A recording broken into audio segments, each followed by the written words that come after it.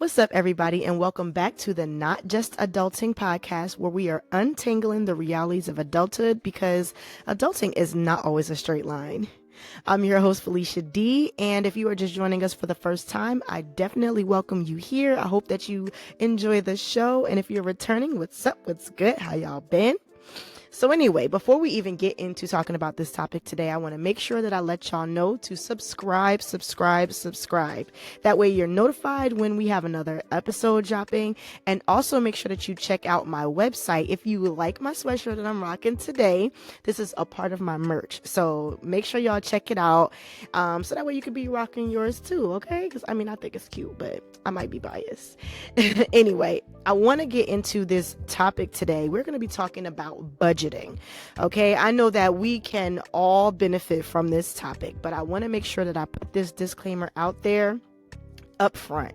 Okay, we are going to be talking to a wonderful financial advisor today. However, okay, what she is letting us know is not the end all be all. So you have to do your own research and maybe find your own financial advisor just to make sure that what you feel like might be the best choice for you really is the best choice for you. Okay, so but everything that she's going to drop on us today is going to be so good, and I'm so excited.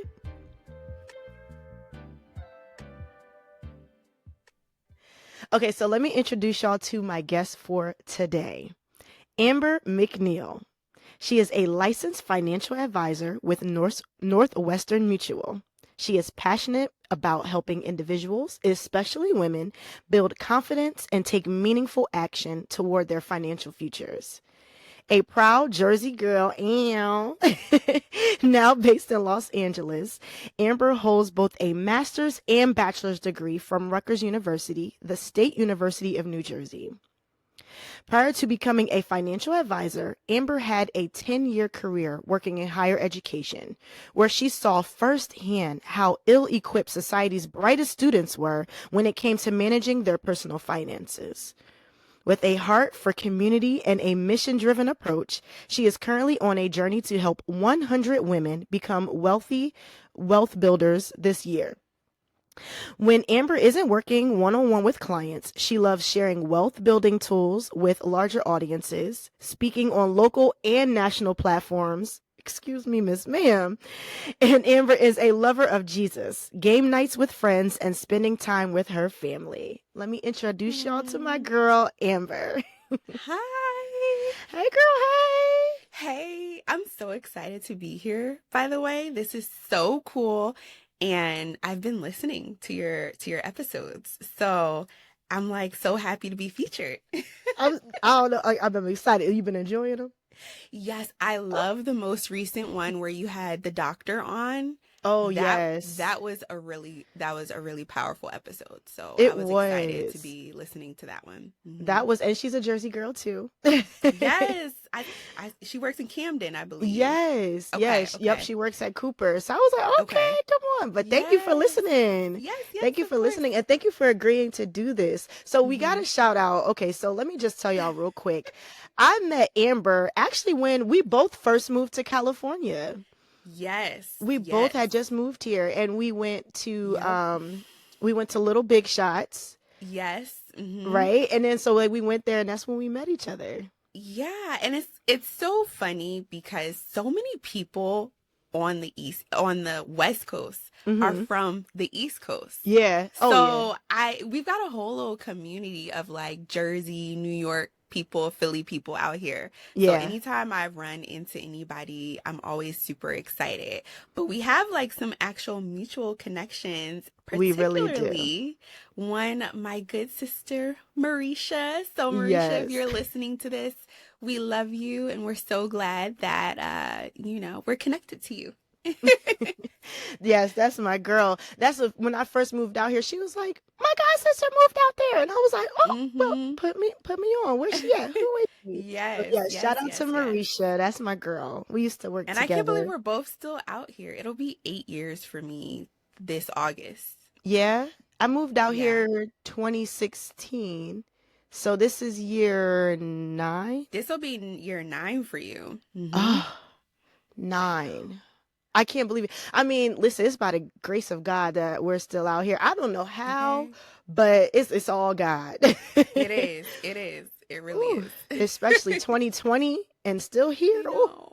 I know. won't he do We it? made Gotta it. do the gotta do the dance. Gotta do Right, the right. dance. You do. You do.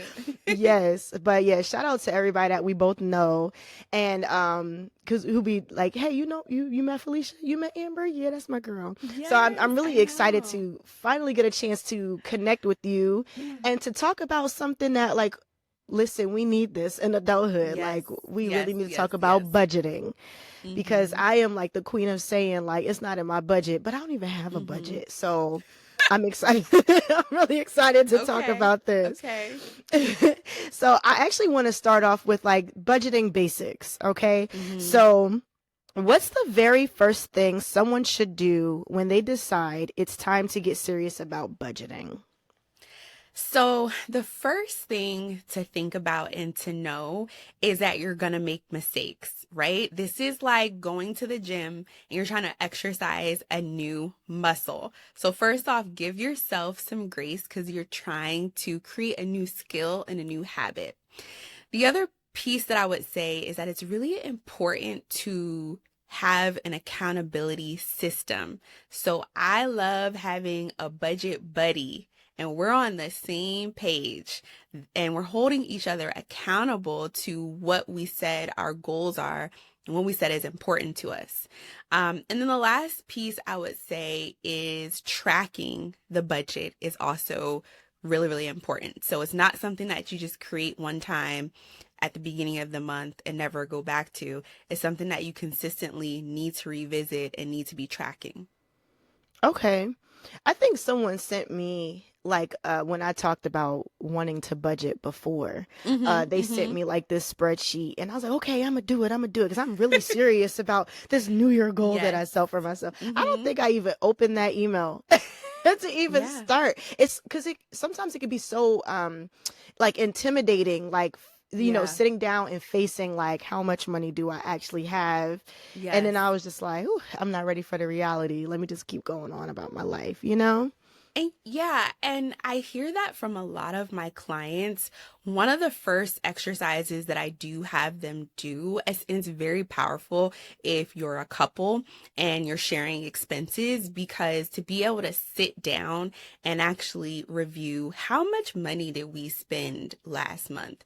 And oftentimes I'll ask my client, is it an income problem or is it a spending problem? And Mm. sometimes it truly is an income problem, right? Especially living in LA, we know that the income don't be matching the rent sometimes Yeah. or the Whew. housing prices, right? Mm-hmm. But oftentimes I find that it's a spending problem. People don't know what they're spending money on. They'll get their paycheck on Friday and by next Thursday, half of it is already gone, right? And so the way that I first have clients look at their budget and their spending is I tell them, however you spent money last month, I want you to print out your statement. So what if you spent everything on your credit card or your debit card or a mixture of both? I want you to actually print out those statements because there's something about paper and pen that just is very helpful. And I send them the budget sheet and I say, I want you to um enter in all of your expenses for each of these categories down to the dollar so we actually know what did I spend money on. And then from there, we can look at creating an ideal budget. So really the first step in budgeting is getting a sense and understanding of what you are currently spending, how you're currently spending your money. And once you have an awareness about that, then you can start to set some parameters. You might say, oh, we spent $1,000 last month eating out. How about this month? We only spend 700. And so now you're budgeting 700 for this month and your goal is to be able to spend within those parameters. So yeah, I would actually say the first step is getting an awareness about what your current spending habits are. Okay. There could be some arguments with that. Yes, yes, yes. we put hours one time like on the TV on the screen and pulled up both of our bank statements, and I was like, "Ooh, I'm gonna need Yeah. something a little bit harder than water." Yeah, I understand that. And I know a lot of people do like apps, and I think that apps are great. Hmm. But again, we first got to come from that understanding of like, what am I actually doing? And sometimes I feel like the apps are, although they are great, if you're not consistently in the app and checking the app and making sure your expenses are properly allotted, there are some missed opportunities. So to shout out Marisha again, I can remember growing up, she was like on her budget like nobody's business. So I don't know if you remember, but when you would get a checkbook back in the day, they would have like a little ledger in the back where you could actually write your expenses. That was Marisha. So every time she spent money, she would write it in the back of her checkbook, and that's how she tracked it. But kind of to the point that I was mentioning, a budget isn't going to work if you're not tracking it. That's Okay. that piece that's missing oftentimes. Okay, that makes sense. That Yeah. makes sense. That was considered balancing your checkbook, right? Yes, yes, Okay. balancing your checkbook. Yep. My godmom still does that. She Listen, it still does works. that. It She'd be like, "Did you works. catch that check that I mailed you? Because I'm trying to balance my checkbook." And I'm gonna be honest, I never Yes. even knew what that meant. You know, it's like one of those things you just know Yes. exists, but you don't know what it Hmm. means. That was one for me. I Yeah. was like, okay, whatever Yeah. that means, she's doing that. Hmm.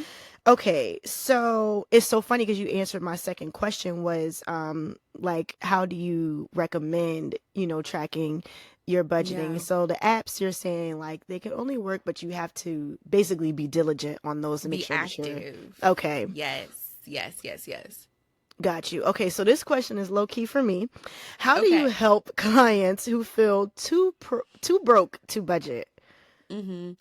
Yeah, so this actually goes back to a little bit of is it a spending problem or is it an income problem? Mm-hmm. Once we identify that it is a spending problem, right, I then ask clients, on a scale of 1 to 10, what is your level of commitment to wanting to reach your saving or investing goals? Like where are you at with wanting to actually change some of your habits? And typically, if they answer anything less than a 7, then I know this maybe isn't a true priority for them at this time. So I think the first thing is, again, identifying, is this an income problem? If it's an income problem, then what are some other ways that you can create streams of income? What other talents do you have? Or do we just need to go get a part-time job, right? So that we can bring in some additional income? Because realistically, sometimes that is the case. Sometimes there just is not enough money left to pay the bills or to make saving a priority. So again, once we identify, is it a saving issue? Is it an income issue? Deciding like, what is your level of commitment to wanting to make some changes, and then working with a professional to actually create a plan for your spending. I find that when clients are not giving their dollars an actual job, it's easy to feel like, oh, this money isn't allocated to anything, so I can just spend it on XYZ. And so and I'll talk about this concept later on, but the idea of being able to pay for something versus being able to afford something. Ooh. When we think about, oh, can I pay for this in this moment? Yes, I can maybe. But how does me paying for this thing, this experience, whatever it is, how is that going to impact the rest of my plan? And when I look at the rest of my financial plan, I realize I actually maybe couldn't afford to do XYZ, but it just seemed like it could because I hadn't given that dollar a job just yet. So those are some of the things I think about and I talk through with my clients. That was deep. Because I'm like, dang, how do I use the word afford? Hmm. And like, because I would Hmm. be fast to be like, okay, so this is paid for this month, this is paid for this month. So I do got this little bit Yeah. extra money right here. So I Hmm. can afford this. But then when you Yeah. really look at it and like, okay, I might have to change the way Yeah. that I speak over things. Yeah. And think about affordability. Affordability takes into consideration other things that you have going on and other goals that you have Hmm. that are in your financial plan. And it's so that versus, oh, can I pay for something, this instant gratification right Yeah. now, right? Yeah. So that's what the difference I would say is there. Call me out, sis. Okay. With love. Right, with love for real. I'm receiving that. That's deep. Mm-hmm. Like you got Mm-hmm. my brain like spinning now. Okay, so I did want to make sure that that we did have a portion of this dedicated to homeowners, because a lot of times I know that I'm not a homeowner yet. So I could speak on like a renter's aspect, but I definitely want to talk about this because everybody's in different parts of their lives. So, what's your advice for homeowners trying to balance mortgage payments, utilities, and like everything else without drowning? Yeah, that's such a great question. And I'm a person that 1000% believes in the power of homeownership, especially for our Black community. I really want to Hmm. see more of us owning homes and passing those homes down. But the reality is, I do believe sometimes because this is such an important goal to our community that sometimes we can jump into a mortgage or jump into home ownership a little bit prematurely. Hmm. And that goes again back to the concept of affordability versus can I pay for this in this moment? When we have a home, there's obviously the mortgage that we're paying, which is made up of the principal and the interest. And then we have so many other things that we have to think about. We have to think about the taxes. If you're in like a condo or a townhouse, you might have an HOA fee. We've got to think about the mortgage insurance. If you put less than 20% down, there's an additional fee called PMI or private mortgage insurance that just is basically a penalty for not being able to put 20% down. So these are just, and this is all before we even talk about utilities or just being able to furnish the home, keeping up the lawn, all these different things. So to all those folks who have the goal of home ownership, it's really important that we don't want to get into a situation where we're suddenly house poor because all we can do is pay the mortgage, right? So I think there needs to be some deeper thought even before that home ownership step happens. But once you're in the home, and especially if you're with a partner or a spouse, it's really important to think about, okay, how can we make sure that number one, all of our bases are covered, but then there needs to be a conversation about how are we splitting up bills and responsibilities amongst ourselves. And I'm not married, so I'm not trying to tell married folk what to do, right? But I think as women, and I hate to go down this little rabbit hole, right? It's okay. There We is going down there with you. We going we're with going you. down. Okay, there is the idea in some cultures that, one party should be responsible, maybe the man should be responsible for providing and being able to cover all of the household expenses. Hmm. And what I like to say is I love when couples can pool their resources together and not say this is mine, this is yours, but it's ours. So Hmm. I would say the first step when looking at trying to manage your mortgage and all of that is really, are you and your partner coming together and really pooling your resources together to make sure that all of your bases are taken care of and that you can still save? Now, if you're single by yourself like me, I'm single. Um, it goes back to the level of affordability. Is this a decision that you should make right now? And then also thinking about what are ways that you can bring in some additional income. I'm just going to keep going back to that. I know it sucks to think about having to get a part-time job or having to switch careers when things are so uncertain, but owning a home should not keep you from going after other things that you enjoy. Owning a home should not keep you from going on vacation or being able to travel. Again, we don't want to buy a house and then be house poor and all we can do is look at the four walls of our home, right? That's not the point. We want to still be able to enjoy life. So I don't know if that fully answered the question, but again, I really want people to make sure they're ready for home Okay. ownership. That's the Okay. whole point. Just make That sure that we're makes ready. sense. So Yeah. just because I do have some friends who are single as well and make really good money, but from what I'm gathering from what you're saying is that they shouldn't necessarily get a house that they should get a house that they can afford. They don't just have to get like what they can actually buy, but what they can afford Yes. so that And they're not it's drowning. Yes, and Mhm. it's important, like I said, to consider all the other aspects Mhm. of owning a home. It's not just the mortgage. Yeah. So, yeah, that's what I wanted to say. I hope I answered Girl, your I got question. you. Listen, if I Okay. was able to do that, then you said something that made sense. Yeah. Yes. Okay, so should homeowners put extra money toward their hmm mortgage or build up savings first? This is a really great question. So, when people think about the fact that they're signing on to a 30-year mortgage, they can feel like, oh my gosh, this is a huge chunk in my life. I'm about to be paying on this mortgage. So let me figure out ways that I can pay it down more quickly, right? And if Mhm. you make extra payments in a year or throughout the year, you can essentially shave some time off of that 30 years, which is great, right? And saving on interest and all of that. If we're not in a position where we have a strong emergency savings, so anywhere from 3 to 6 months of expenses in something like a high yield savings account, we do not want to take that extra money and put it into our home.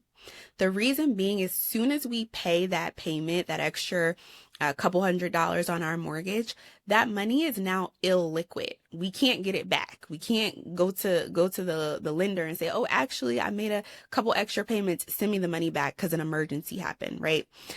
So when we think about owning a home, you're responsible for everything. So if the water heater goes, if you need a new washer and dryer, the buck stops with you. So you are responsible, financially responsible for taking care of that asset. And if we don't have anything in savings, then what are we going to do? We're going to fall back on credit cards, taking out loans, and fall further into debt.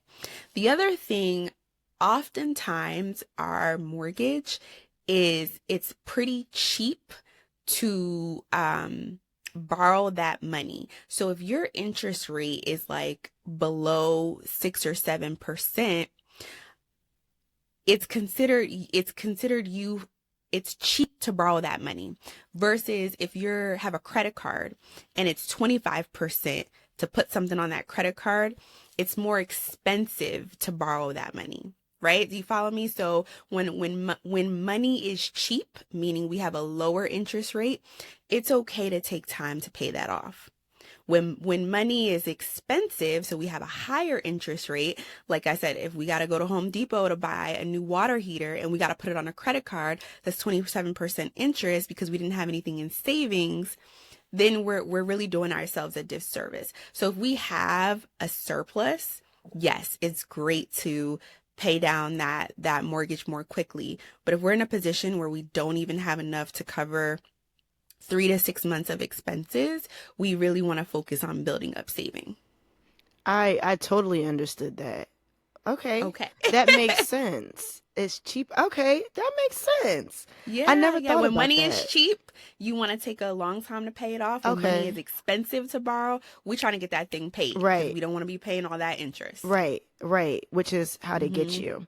How do Mm-hmm. you recommend preparing for major home repairs and unexpected costs? But I feel like you kind of just answered that.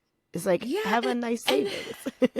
some other things I would say also are when we think about like appliances, right? And it's time to buy something new, Hmm. consider buying things that are energy efficient as well as high quality.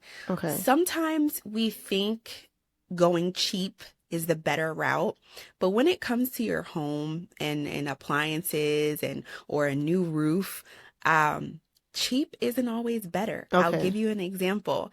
I lived in a condo and the HOA decided to get the roof replaced. Hmm. Now, HOAs, they're responsible for maintenance of the building, and they want to make good financial decisions with the money that the members are paying into the HOA.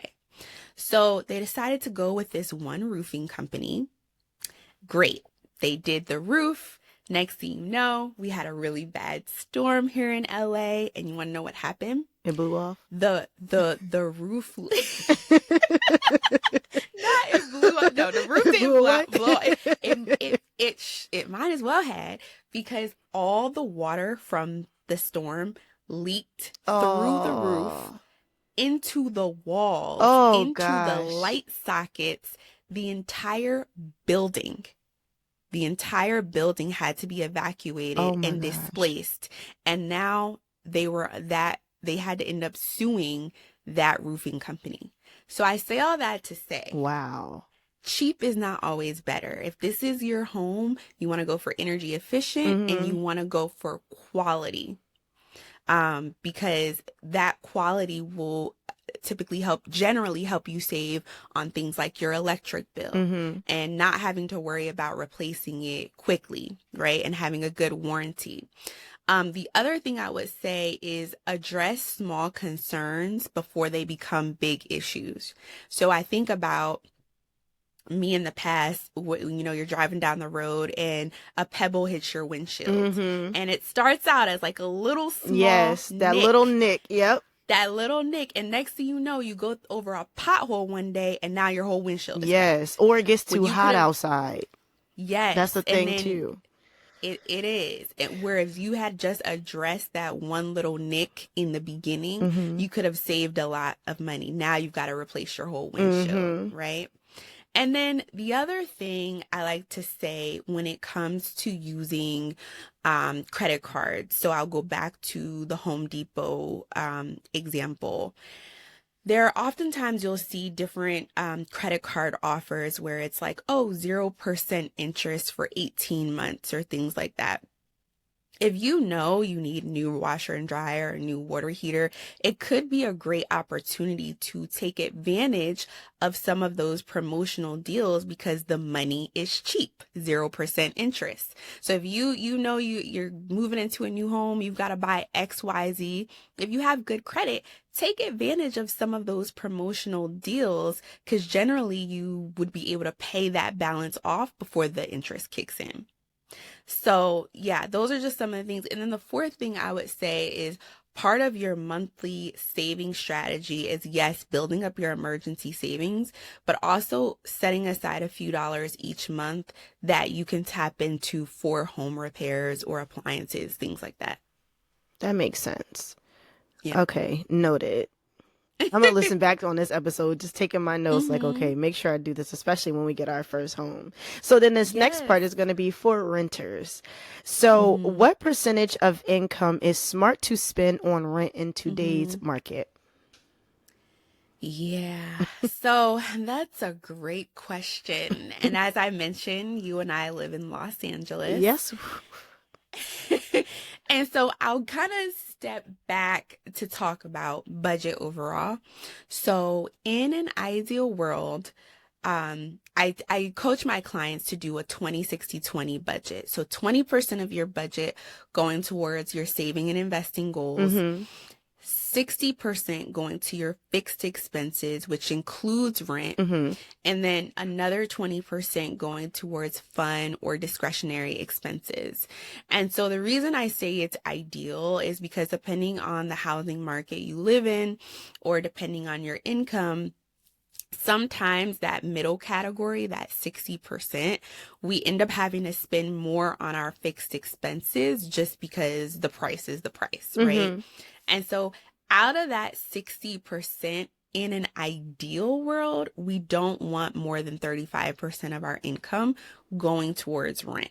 Okay. So one of the exercises I do with clients who are like, I saw this new apartment I want to move into, right? We'll look at, okay, well, what is 35% of your income? And if it falls within that, I'll say, okay, great. That's a move that you can afford. Again, back to this afford versus being able to pay. Okay. Right?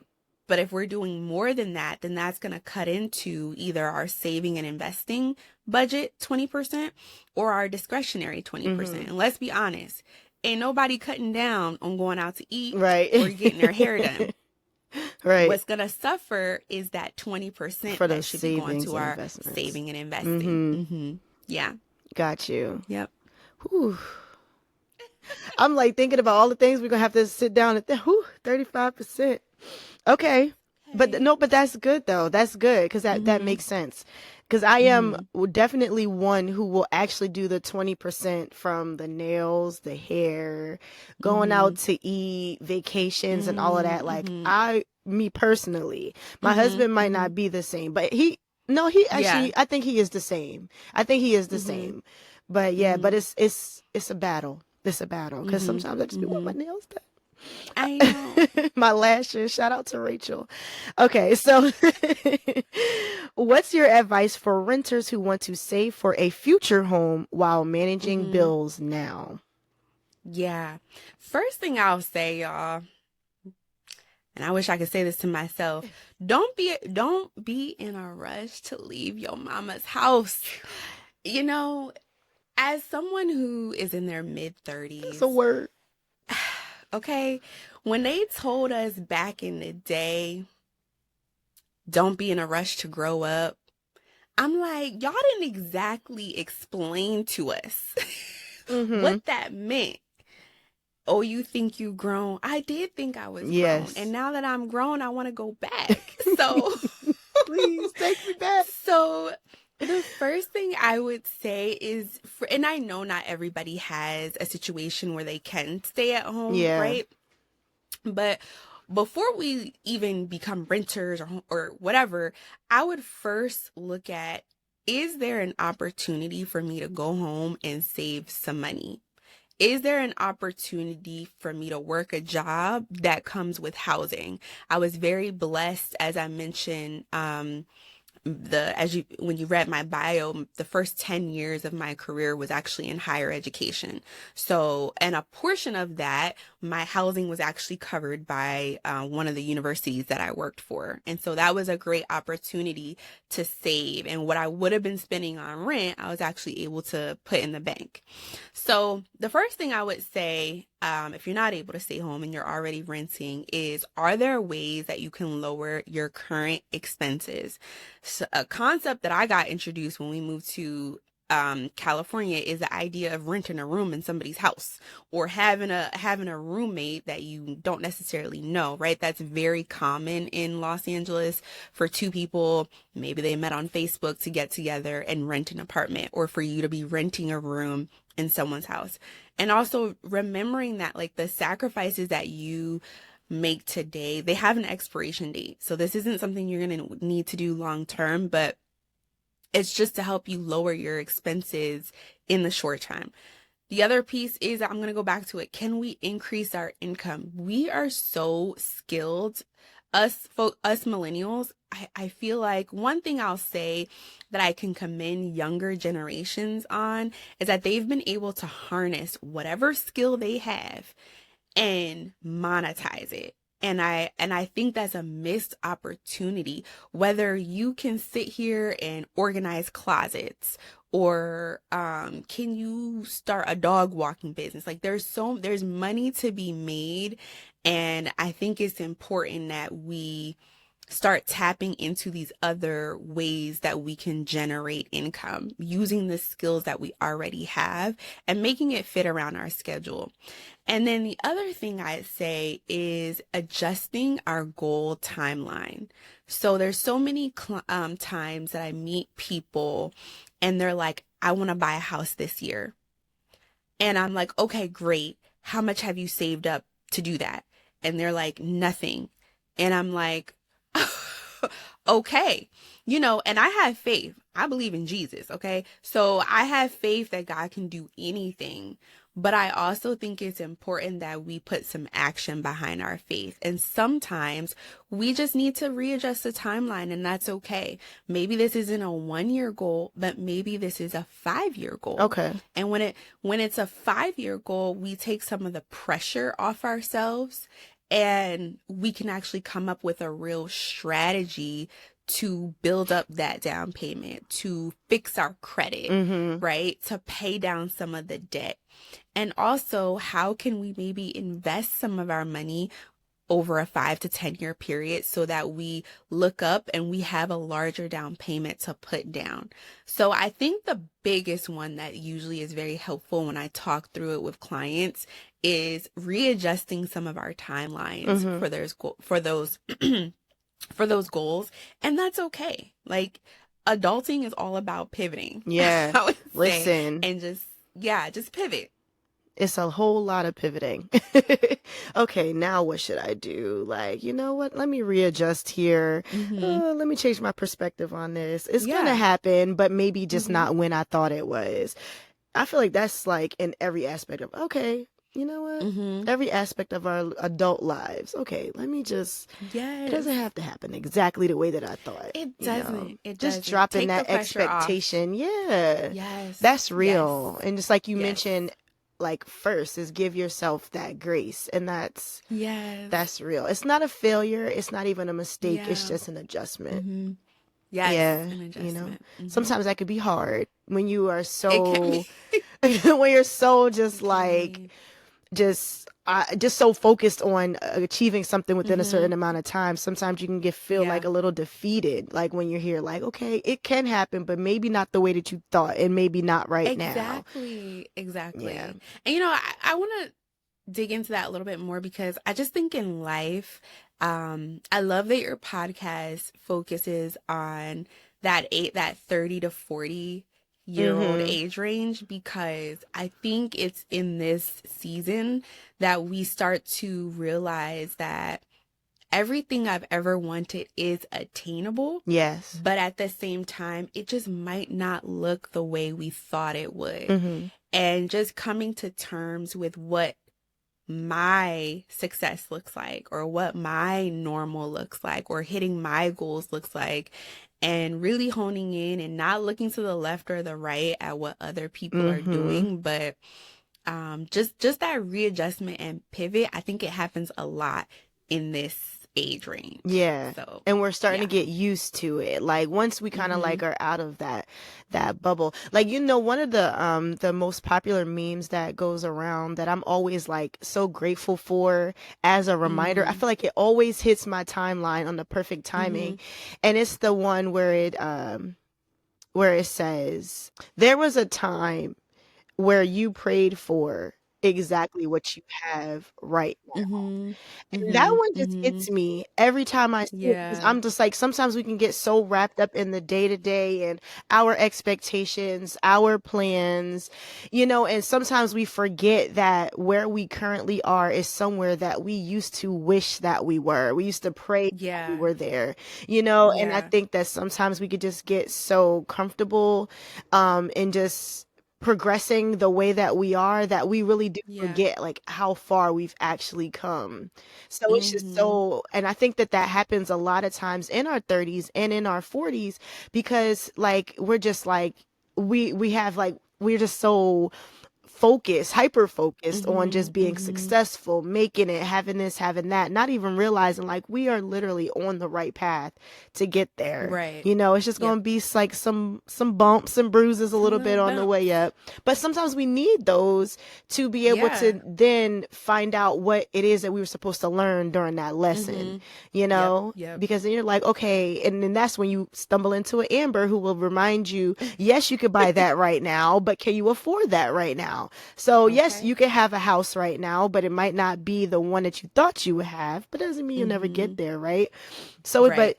but that's one thing that I always try to remember, is that like where I am now is where I'm supposed to be, and that there Yep. was a day that I prayed to get here, Yeah. Yeah. which I Well needed said. that today. I needed that today, but I love that you said like the pivoting. I love that. Mm-hmm. Okay, and how can renters protect themselves financially when rent hikes are unpredictable? Oh, this is a great question. So, number one, I would say it's really important to, if you're a renter, Hmm. to understand the landscape of the city or county that you're in when it comes to renters' rights. although LA is very expensive, we are fortunate to live in a city that is very renter friendly.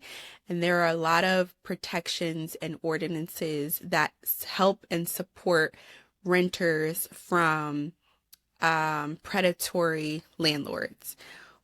With that said, rent is still going to increase every year, right? Even if you have um, a um, a landlord who is fair and not being a slumlord or whatever, or just increasing rent by 10%. So I'll just use myself for an example. I live in a rent controlled building.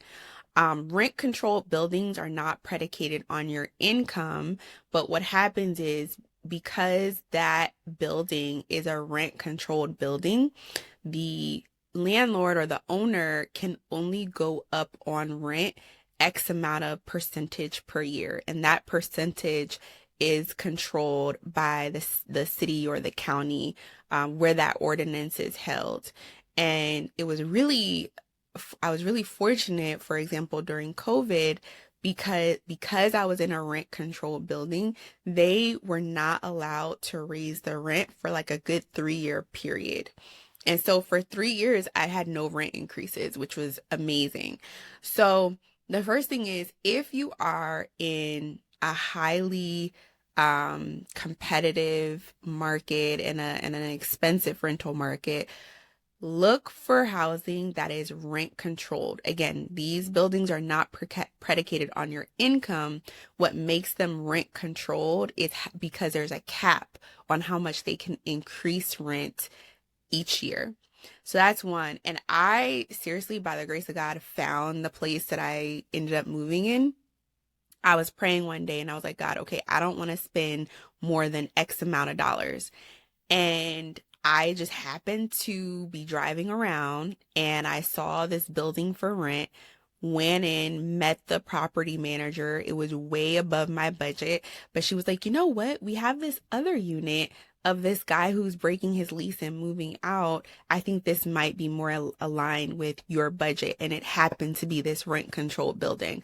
So oftentimes these rent controlled places are not going to be listed online. You're not going to go to apartments.com and see them. You've got to actually go out and drive out and you'll see a sign in the window, or talking to friends like, is there a spot open in your building?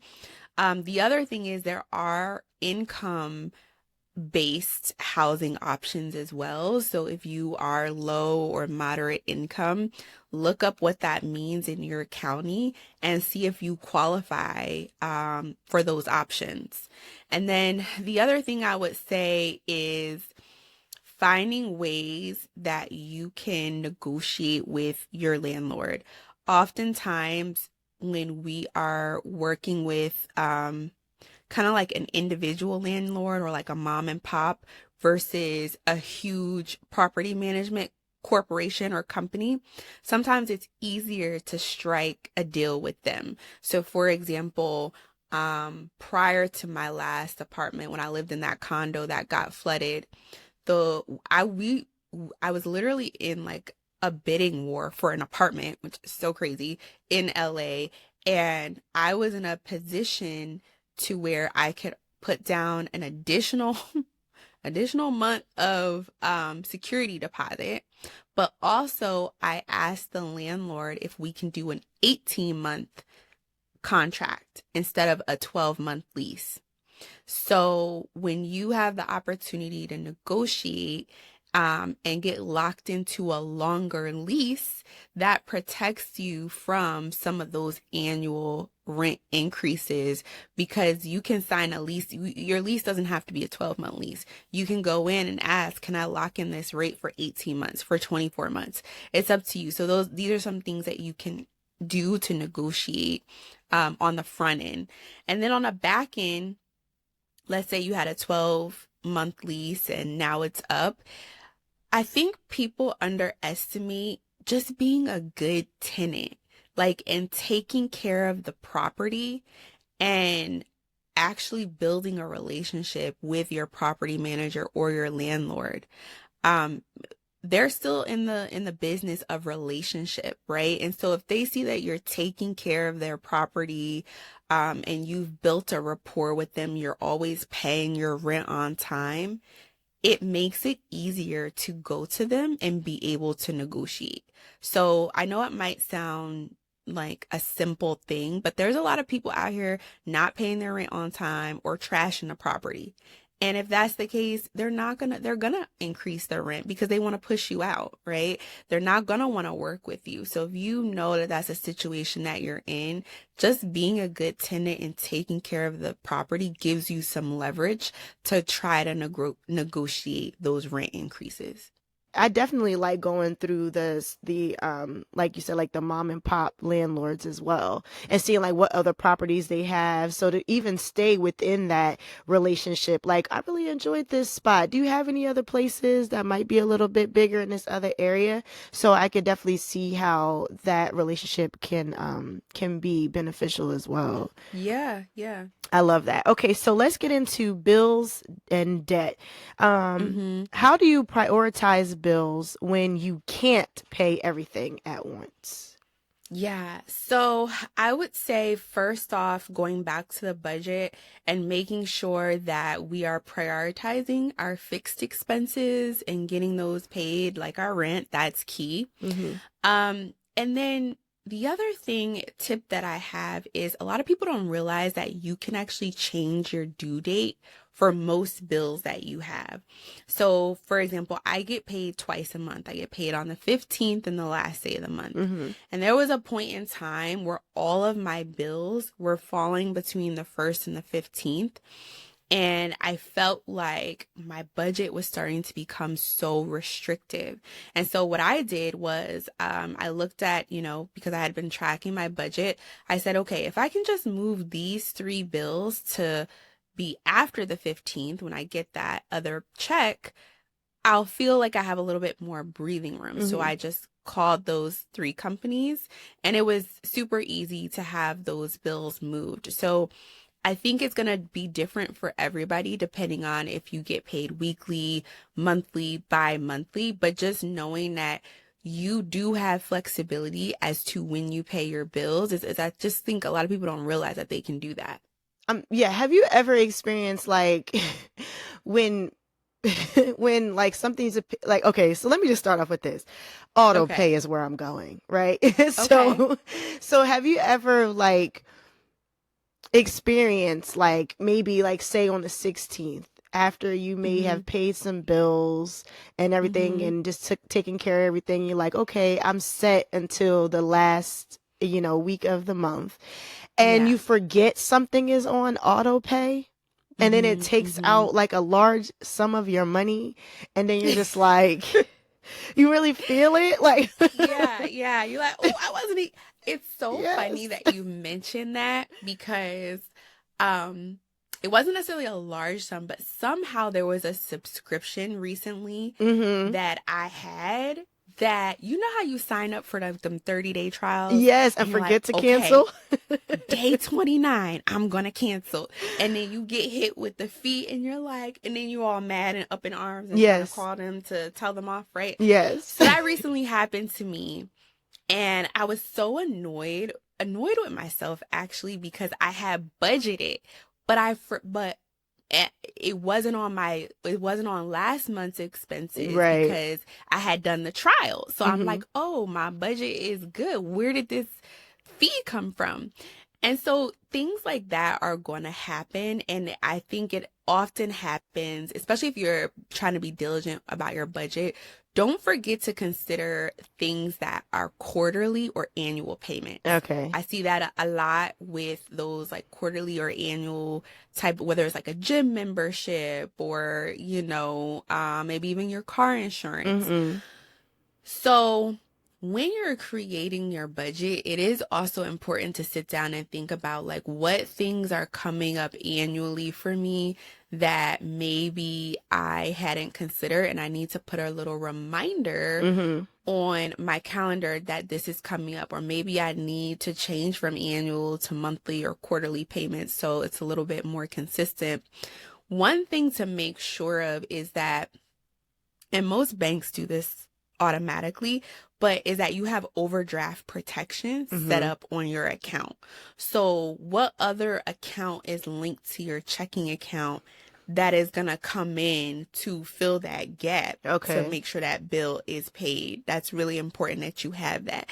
And most of the time there's no fee to set up overdraft protection, because it's really a protection mechanism so that your bill gets paid and so that you don't hit any fees. Mm-hmm. So I would say that. And then back to moving those pay dates. We don't want to be so tight from check to check that if one little thing comes and hits, our whole entire situation is messed up, right? Mm-hmm. So I know that it can happen. It's happened to me before. And it's just a reminder to just pay a little bit more attention. And I actually recently started using an app, and this is by no way a promotion for this company Uh-huh. or this app. I recently started using Rocket Money. I And knew the you was gonna say reason that. you did? I have Okay. it too. So the thing that I do like about Rocket Money, although it didn't catch this little subscription situation, I do like Rocket Money because they do kind of like scan all of your accounts to see, okay, here are your recurring subscriptions. Mm-hmm. And I mean, they do exactly what the commercial says. And Yeah. I'm going to be honest, social media got me with them. They was running them ads, and I Mm-hmm. was like, okay, let me try this, because I like to try out different budgeting apps because clients are always asking me, and I want to be able to give my honest opinion. Yeah. So I started using Rocket Money over the last 2 months, actually. And I just love the feature that they have where it's like, oh, do you want to cancel this subscription?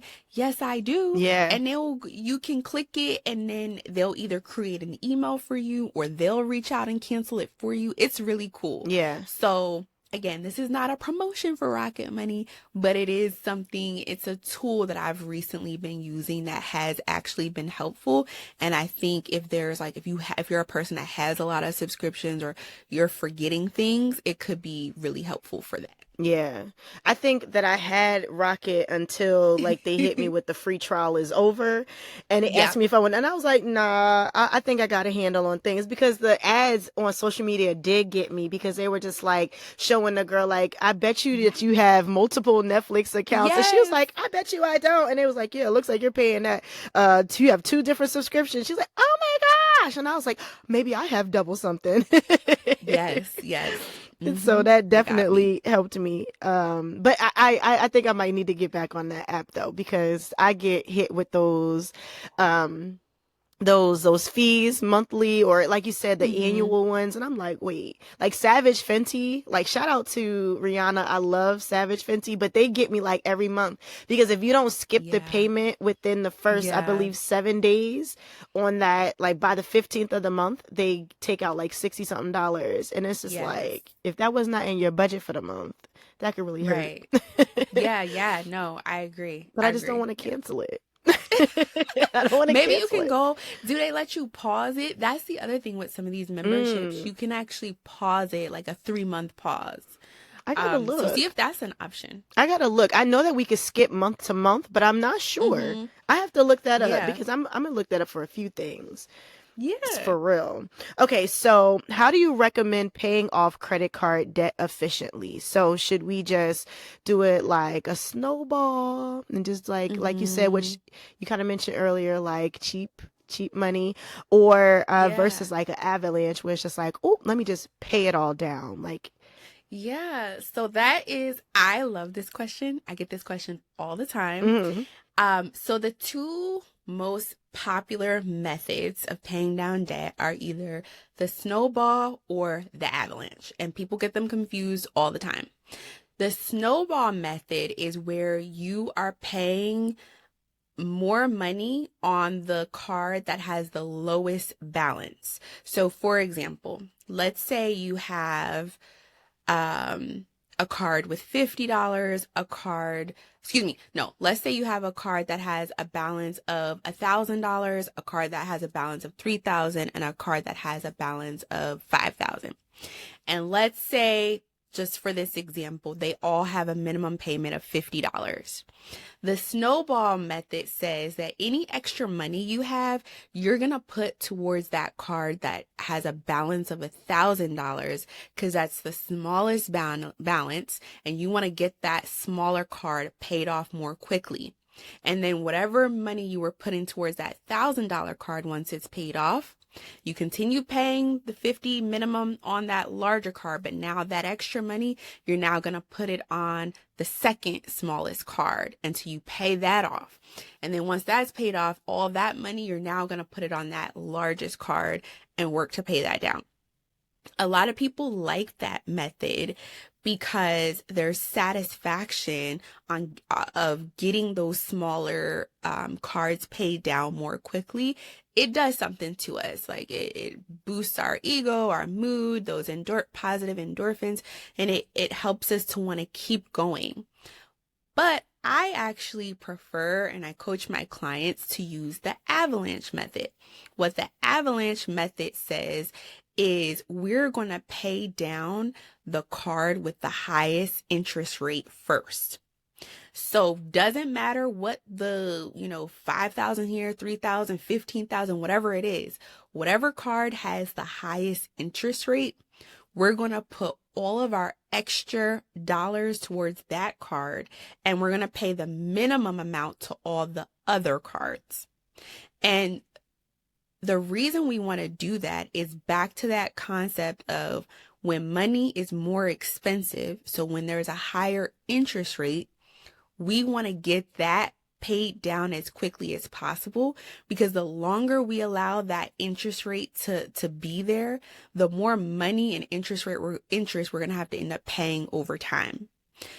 So we want to focus on paying down the card with the highest interest rate, because when we look at it mathematically, the math tells us that over a long period of time, we're going to actually end up paying less money if we go that route. If we go the route of just focusing on the smaller card, so let's say we got a card that has a balance of 1,000, but our interest rate is 0%. It's one of our 0% interest cards. And this other card that is 30% interest rate, we're putting all of our time and effort when the money it doesn't cost us nothing to have that money on that card, versus this other card is costing us every month to continue to carry a high balance on this other card. So we really want to know, the first thing I look at when we're assessing what is our debt pay down strategy is we want to know the balance. We want to know the minimum payment, and we want to know what the interest rate is so that we can build a strategy to pay down the debt. That makes so much sense. I totally had a snowball and avalanche. I was way off. It's okay. So I love the way you broke that down. Okay. And then the last ones, I have like a couple more, and I don't want to let you go because I do have a little game that I want to do too. So, should fun money or play money be built into every budget? Absolutely. Okay. I think that is essential for life. Like, budgeting shouldn't feel so restrictive. We should be excited to have a budget because we get to spend our money in these different ways, right? So when it comes to our fun money or discretionary money, what are the things that you like? What are the things you want to treat yourself to every month? I know for me, I love a massage. And so for a while, I had a $95 a month subscription to this massage place that I loved. And people knew, if you're going to give me a gift card, give me a gift card to my massage place because I love it there, right? And so it's so unrealistic to think that we shouldn't use our money to enjoy our lives. We work so hard. Yeah. So anytime I have some clients when they send me their budget sheet, there's a category that says dining out, and sometimes they'll put like $50 there. And I'm like, you mean to tell me in a whole month you're only spending $50 on eating out? Let's be a little bit more realistic, right? And then we don't want to be so restrictive with our budget that one day we just go into a store and blow everything because we've been so held back. Yeah. So absolutely we should be building fun money, discretionary expenses into our budget. And there might be times and seasons where we can't go get a massage every month. So we got to run ourselves a nice bubble bath, and we got to have, our music and candles on in the background. But what is that helping you to feed, right? You need that self-care. You need to be pouring back into yourself.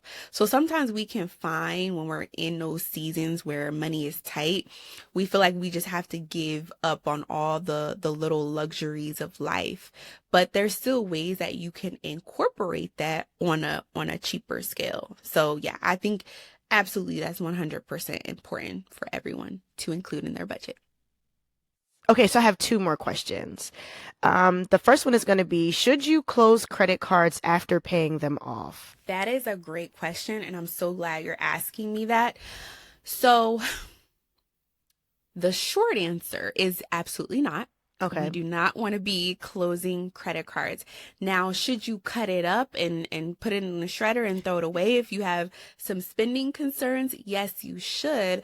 But when we think about credit and what makes up like our credit score, or what lenders look at when they're deciding if they want to lend to us for a home or a car, part of what makes that up is our length of credit history.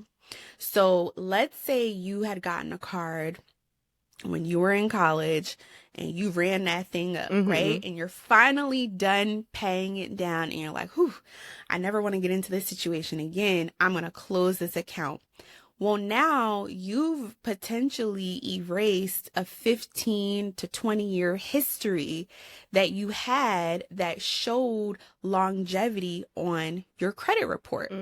So part of what makes up our credit score and what will tell the lender if we're reliable and a good person that we should lend money to is our length of credit history.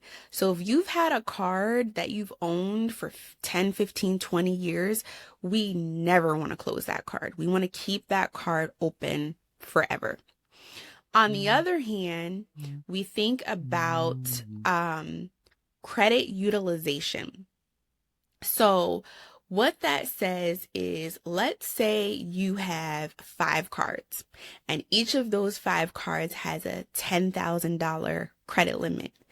You have $50,000 worth of credit.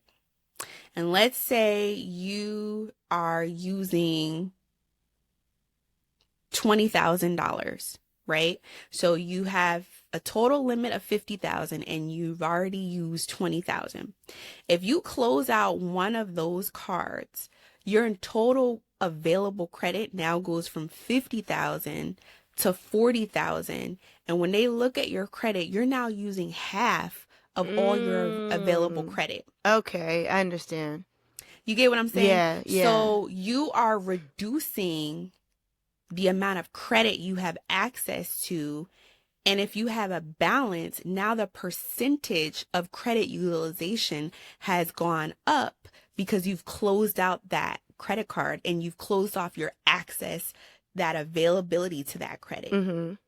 So we do not want to close out credit cards. If we're having a situation where we're having a hard time paying down our credit card, and some people feel like I just need to close it out and let it be a charge off or something like that, go to the credit card company and negotiate. Ask if you can get a lower credit card rate, interest rate. Ask if you can be put on some sort of payment arrangement. Ask if they can freeze your card so you're no longer spending on it, but it's still actively reporting on your report. But whatever we do, we want to try to avoid at all costs closing out our credit cards. Okay. Wow. I hope that helps. That does. Every single thing that you just said made sense. Because like I used to work for a mortgage company and I feel like I would look at credit reports all the time. But the way that you just broke it down, like now I really understand what I was looking at. Yeah. Like when you break it down like that. So no, that made a lot of sense. Okay, I got some work to do. I really do. I'm like, I might listen to this episode a couple of times till I get it down Yes, right. please do. Please I'm do. serious. This is good stuff. Okay, and so the last question before we get into like a little game is leasing or buying a car better for your budget? So leasing or Ooh. buying? You know, this is another one of those it depends questions. And so I was recently chatting with a client who um, is unfortunately recently lost a job. And she also is in a position where she needs a new car. Mm-hmm. Because she really needs a new car, like it's a pretty serious situation where she can't just take public transportation and a car is just going to be the only option. It wouldn't be smart for her to go to a bank, get into or go to a lender, and finance a car or even lease a car where she's going to have a monthly payment. Right. And so in her situation, we talked about, can we pool $4,000 to $5,000 from our savings to just buy a car outright cash and not even have to worry about, a car payment? Mm-hmm. That's that situation. On the other hand, when we think about financing, which leads to full ownership of the car versus leasing, which is you're going to continuously be in a new lease, every 3 to 4 years. And you're essentially going to always continue to have to pay a payment. When we think about leasing versus financing, most times leasing is going to be a cheaper option when we're looking at month to month. Mm-hmm. And it puts you in a position to consistently get like a new car. And I remember I had one friend, she was like, I like leasing because I like knowing that I'm getting a car that has the newest safety features or things like that for my children. Also, business owners, when we're thinking about being able to write things off, a lease is often a good option. So I'm going to say it just really depends on your situation and your preference in terms of what option makes more sense. Okay. That definitely makes sense. I definitely understand. So sorry, not a clear cut and dry, but again, sometimes it makes sense to buy a car outright. Sometimes it does make sense to lease, especially if you're a business owner. And then sometimes it's just based on your preference and your situation, it makes sense to finance, because sometimes people like the idea of being able to pay a car off and then you own it and you don't have any more car payments. Yeah. So which is sweet. It's sweet. Yes, I know my first car that I got on my own, I had really good credit at the time because those student loans didn't hit my credit report yet. And so they were just like, if you don't want to have anybody sign with you, you want to go solely based on your income and your credit, we're going to, advise you to lease. And I was like, okay. And then, but my crazy self, well, I don't want to tell on myself. Never mind. Well, actually, no, I'm not dealing with them no more. My crazy self decides, like, right after I got the car, because, like with leasing, you have like a limit on the amount of mileage that you could put on there. Yes. My crazy self decides to use that car to drive to California when I first moved here. So it was like right off back 3,000 miles. I'm putting in miles. I put in those miles. That's the other thing. Leases are a bit more restrictive. So in terms of, you got to really, if you go over those miles, you're going to get charged extra. Yes. Right? I think it was like about $800, I believe. Okay. At the end of the lease. So it wasn't too bad. And I was like, well, I want to keep the car. And they was just like, well, per your credit now, you can't even keep the car. I was like, no. I wanted to keep that car so bad. Okay. So we're going to do like a little bit of a rapid fire, and it's going to be smart or not. Okay. Okay. And it's not too many questions. Okay. So, and I think we kind of already talked about the first one. Paying the minimum on credit cards, smart or not? Not. Pay a little more? I'm sorry. You can elaborate. You want to say it? Okay. So we want to pay more than the minimum, y'all. Like, if we're going to get it paid down, if we are going to, not be, most of your payment is going to interest. So if you want to get your credit cards paid down, you must pay more than the minimum. Okay. Whew. Hard pill to swallow, but we could do this because we're going to be we're renewed now that we've talked to you today. Yes. Okay, putting everything on one credit card to rack up points, smart or not? Oh, so it depends. Okay. The reason I say it depends, if you're going to pay that credit card off every single month, one time, the entire balance, absolutely smartest thing you can do. Reason it's smart is because you're protecting your own assets by using that credit card. So your debit card or your checking account number isn't all out there, all in the abyss for somebody to hack. There's a level of protection when you're using that credit card. Also, who doesn't love free flights from points and miles, right? Where it can harm us is if we're not paying that card off in full every single month and we're racking up interest and dropping our credit. So it depends. You got to know yourself to know whether it's smart or not for you. That makes sense. Using buy now, pay later services, smart or not? And I really need to hear this because Klarna, what's the other one? Afterpay and Klarna, they've been getting people. They've been getting people. And even now some of the credit cards will say, I'll get a notice like, oh, this charge qualifies for like a split payment or something like that. I don't have to pay the whole thing. I'm like, no, that's how we stay in debt, y'all. That's how we stay in debt. If we can't pay for it right now, or by the time that credit card due date is coming up, you can't afford it. Maybe you can pay for it because you got Klarna, but you can't afford it. I'm going to just keep harping on that. Yeah. Can you pay it or can you afford it? And if you got to use Klarna and Afterpay, you cannot afford it. So please don't do it. It's a trap. And they keep popping up on like your favorite websites too, because I'd be like, oh, I do need a new outfit, and it'd be like Klarna. It's enticing you to spend. $14.99 right now. I'm like, I got $14.99 right now. Don't do it. Don't do it. Don't do it. Oh, that's gonna hurt a lot of people. I'm sorry, y'all. I had to ask though, because I'm looking out for you. For you. But ooh, I know that hurt. Yes. I know that hurt. Okay. This one might hurt me too. Taking money out of your 401k to pay off debt, smart or not? Ooh, okay. That's a good question. So I am not a fan of people taking money out of their 401k to pay down consumer debt. Things like credit cards. Again, we've got to first fix the habit, right? Because if we take money out of our 401k and now we're taking out as a loan and we got to pay the 401k back, or if we are taking money out of a retirement account and it's not a loan and we're not going to pay it back, we're going to get hit with a 10% early withdrawal fee. Plus, we're going to have to pay the taxes on that money. So right off bat, about 30% of that money is gone to the government. Then we're using that money to pay down, granted, high interest rate credit cards.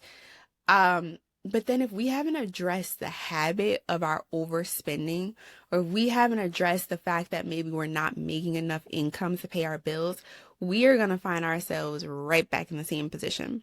So not only have we put a dent into our retirement, but now we are now back in debt. So there are very few instances where I'm like, okay, the best move is to take money out of our 401k. So yeah, typically is a no. Okay. Whew, okay. Heard you. All right. Next. No, I'm playing. Don't be mad at me, y'all. Oh, no. I promise I'm so nice and fun, but I gotta give you the real. Yeah, you do, because we need to hear it. That's why you exist, and that's why this exists. Okay. Yes. Maxing out a credit card for a vacation you deserve. So maxing out a credit card for a vacation you deserve, smart or not? And we deserve it, Amber. We deserve it. Honestly, we all deserve a lot of things. And it's funny. Okay, a little small pivot. So I was recently watching a podcast and the person asked, it was like a therapist, and she was like, the question was like something like, what's something that's like overrated that you hear or see as a therapist? And you know what she said? She said, your feelings. And that thing took me. I said, my feelings don't matter. We put so much weight on, oh, but I feel, and this is what I think, and I deserve it. We deserve a lot of things, y'all. But you know what else you deserve? You deserve to not be stressed about money. You deserve to be able to plan ahead of time for a vacation and not try to go somewhere next month that you got to put it on your credit card. You deserve to not have creditors calling your phone. You deserve to have a $700 credit score. You deserve all those things too. So I think it's just important to do a lot of reframing when it comes to that, because vacations, they're fun, they're great. I love to travel, but there's a way that you can build that into your budget and save for that vacation that you can have next year, not this year. Wow. Yeah. I heard you. I heard that. That was deep. Overrated feelings. That's a fact, though. Yeah. Feelings are overrated. It's okay that we feel a certain way, but yeah, I'm still working on that too. So I mean, that's not something that's going to happen overnight. But you just saying that just makes it like, whoo, that's deep. Girl, we talking about adulting. Why they didn't tell us that? Remember they used to say your little feelings don't matter when you were kids? Yeah. They really don't matter And as an adult, because you still got to get up and go to work. You still got to deal with people. Them little feelings really don't matter. No matter how you feel, you could have went through hell and back the night before, and they still like, yeah. So we're still waiting for you to clock in. Where you at, sis? Where you at, bruh? Yeah. Like, feelings don't matter, and that is true. And it's not to say don't take care of yourself. Yeah. It's not to say that your feelings are not valid, but we cannot allow our feelings to control our money. One of the things I tell people, half of my job when working with clients is behavior management. I am trying to be a buffer between your feelings and your money. Really, truthfully. Yeah. Because no matter, the most logical person is going to spend and allocate their money based on emotions. It's a human thing. And so working with a financial advisor is helpful to try to like mitigate some of that. Yeah. We appreciate you. Okay, and last one. We do, because I'm telling you. I didn't know how deep this was going to be, but now you got my brain going. Opening an investment account for your child before fully funding your own retirement. Smart or not? Ooh, not smart. Okay. And I love y'all. I love the babies, right? One of the things that I try to help parents understand, there are so many ways to get to college. There are so many ways to fund education, whether it's scholarships, grants. Just in California alone, you can go to community college for the free. Okay. And there are also student loans, and we hate to have our children take on debt or have to pay student loans. And there are certain situations where the parents really do need to step in, and you do want to make sure you are able to save towards that goal of college. But we've got to put our own oxygen mask on first. And my job is always, first and foremost, going to make sure we're securing your future and your retirement. Your children will thank you so much more if you have set yourself up for retirement and don't have to rely on them than it is for you to come and say at age 70, oh, honey, I have to come live with you because I never saved anything for retirement because I wanted to make sure you could go to school. And I wanted to make sure you didn't have to take out loans. So now I need you to come and take care of me because I sacrificed my retirement for your graduation. That is not what we want to do. We want to make sure that we are funding retirement at the appropriate level. And from surplus, like let's say we're at minimum, we should be putting in whatever our employer is going to match us. That's bare minimum. So if they're going to give 3%, you want to give at least 3%. And now you have 6% of your income going towards retirement. So one of the things I do is I run a retirement analysis and I say, hey, based on your current allocation to retirement, you're either on track or you're not. We need to increase it or you're fine, or we can decrease it. And from that position, whatever's left from that, then we can look at funding accounts that are specifically for future education. Okay. But as a parent, I know that's really hard to hear, but we've got to secure your own oxygen mask first. And that is really what is going to really bless and support your children in the future. Okay. Noted. Whew. Now, okay, one little thing I will say about that. Okay.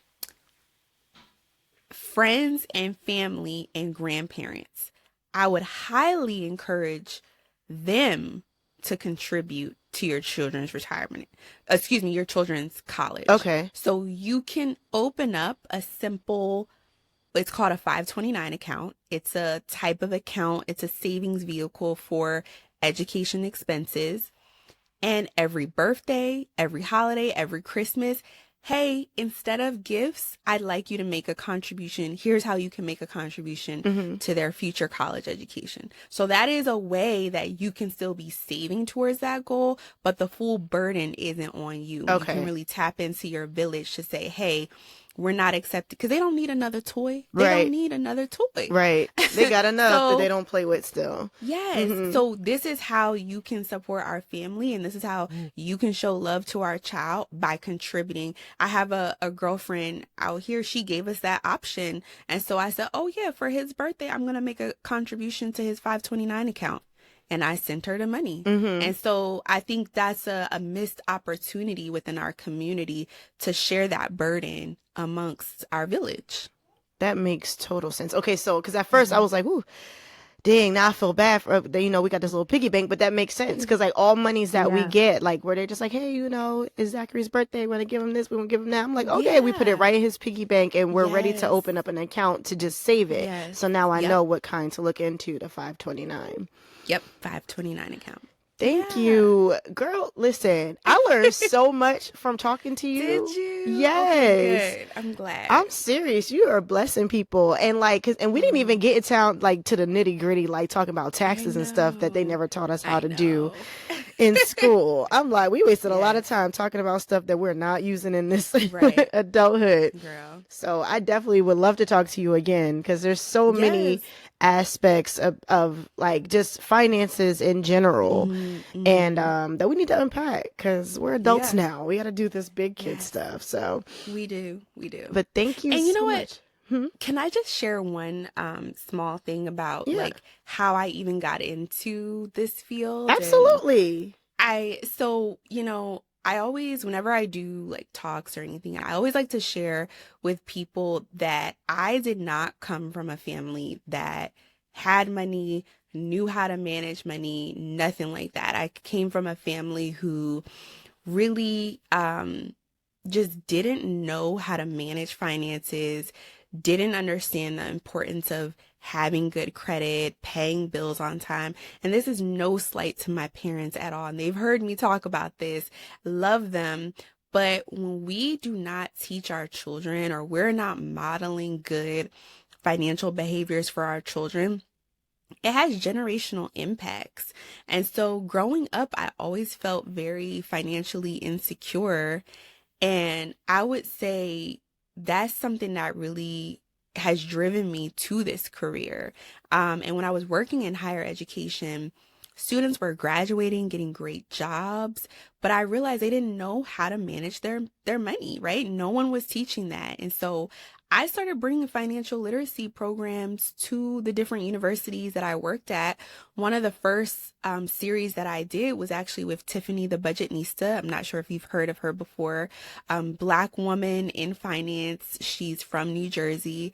And just that was my first exposure to seeing like, oh, this is a career that people can do. You can help people manage their money. And so I always just like to share that oftentimes things that are pain points in our lives can actually be used as a gift to help other people through that same thing. And so if there's anyone who's considering a career in finance, we need you. We definitely need more Black women in this field. There's not a lot of us. And so it's just something I'm really passionate about. And I just like to share that little tidbit story. I love that. Because I was wondering too, like, even as I was reading through your bio, I was just like, Mm-hmm. wow, like, she had like a student like me in her class and was just like, ooh, yep, sis needs me, you know? And I was thinking Yeah. about that. So, I mean, I feel like even with this podcast, this is helping you to reach your 100 women that you said you wanted to Yes. reach to. Yes. Like, Yes. you know, I love that. And I love hearing when people are passionate about what they do because it's such a Mhm. blessing to others. And Yeah. I'm telling you, just from this conversation that we had today, like I told you already, I'm running this one back a few times. Please do. I'm Please serious because do. this is very, very helpful information. So I would love Yeah. to have you back on here again to talk about some more financial stuff. Like, all right, my second class, I'm ready. I am ready. Thank you. Thank So if you. anybody wants to follow you or even to reach Yeah. out for them to possibly be a future client for you, how could they reach you? Yeah. So, a couple ways that you can reach me. I am on Instagram, so I'm at Amber the Advisor. That's at AMBER the Advisor, ADVISOR. You can also send me an email. So it's amber.mcneil@nm.com. So that's Amber, AMBER .mcneil, MCNEIL @nm.com. Or you can find me, my website is ambermcneil.nm.com. So just my first name, last name, .nm.com. I would love to connect with you all. And even if you just have quick questions, please reach out. Anybody who's a friend of the podcast is a friend of mine. So I would love to hear from all of you. Thank you. I love You're this. welcome. So love this. Thank you so much again to Amber because everything that she said, like, listen, that was like some of the things that she said was a little tough to digest because sis called me out. Like, I gotta get my stuff together for real. I really gotta get my stuff together. But that was so educational and enlightening, and I thoroughly enjoyed that conversation. I hope that y'all did too. We gotta get our budgets together, y'all. We gotta get it together. Like, that's the only way that we're gonna be able to get to that point of comfort that we need, you know, and be able to be able to take a vacation and don't feel guilty about it because we got our P's and Q's already together. So I thank you again, Amber, for that episode. You know, always got to be in y'all business and ask y'all what y'all watching on TV. Currently, I am watching The Handmaid's Tales. I've been like binge watching that. I've never actually started this show before, so I'm starting from season 1 right now. And it's got me like just so into it. The last series that I got out of was Beauty in Black. I had to catch up on that one too. Like that was pretty good too. I wasn't sure if I was going to like it at first, but I did. So between The Handmaid's Tales and me waiting for the next season of Beauty in Black, your girl has been set. But I again want to make sure that I let y'all know to subscribe to the channels. That way that you can know when the next episode is going to drop. And also make sure that you check out the merch on my website. Okay. So listen, we got some work to do on our budgets, y'all. But until next time, okay? Until next time, I thank y'all for joining us for the Not Just Adulting podcast, where we are untangling the realities of adulthood because adulting is not always a straight line. I'll see y'all next time.